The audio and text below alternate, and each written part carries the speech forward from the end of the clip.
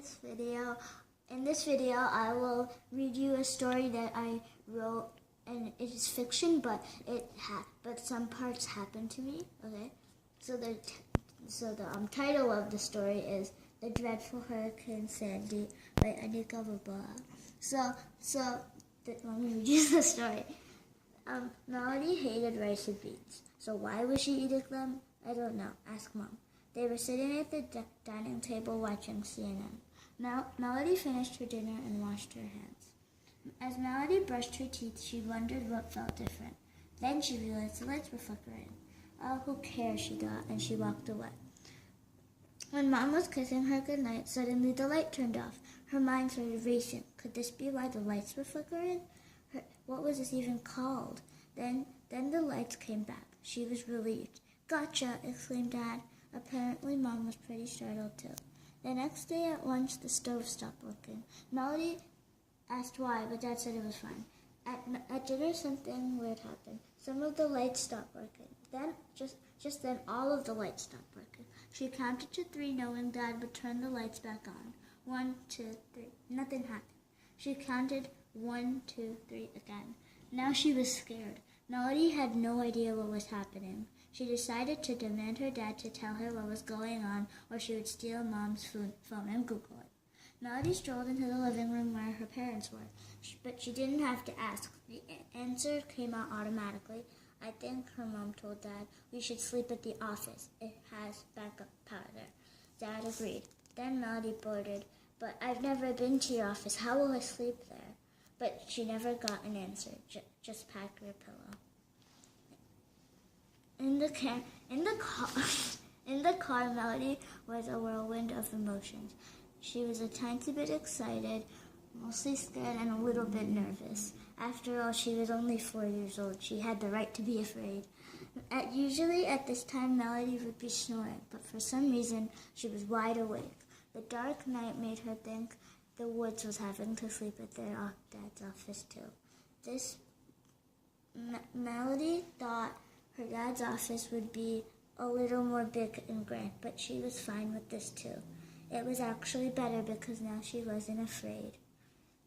When they entered the building, Melody wondered what she would do. The office looked so dull. All there was pens, bowls of candy, pencils, desks. Wait, candy?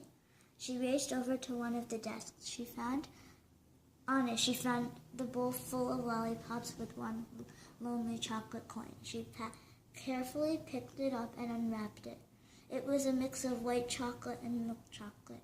She was sure it was going to be delicious. Melody popped it into her mouth. It tasted kind of weird. By the way, Dad said, the chocolate is expired. Uh-oh. Ew, Melody mouthed as she spit out the candy. The taste stayed with her all night. Melody still couldn't sleep, probably because she was on the floor. What was that noise, Melody wondered. She looked at the glass door. All Melody saw was an empty parking lot. Again, nothing. She looked a third time, hoping to find what was making her so frightened. She saw 2 faint lights. Melody said, almost loud enough to wake her parents. She heard again. Melody was now freaking out. She saw a shadowy figure outside. It was bulky and big and monstrous. Its glowing eyes stared at the door, slowly rumbling towards it. Suddenly it stopped. No. Its eyes stopped glowing. Everything was dark. Its right arm came out a little. It came out a little more. Then a person came out of its right arm. Then he took off some kind of seatbelt off the back of it. Then he went back inside it, and it sat. Melody now thought this was some sort of contraption instead of a monster. Then something absolutely disgusting happened. Its back came off. After all of that, just to put the cherry on top, came the weirdest thing ever. It honked. Mom woke up like she was watching her the whole time. Opened the door, said thank you, and went to bed like nothing happened. But that guy was still there, and Melody was still wondering why.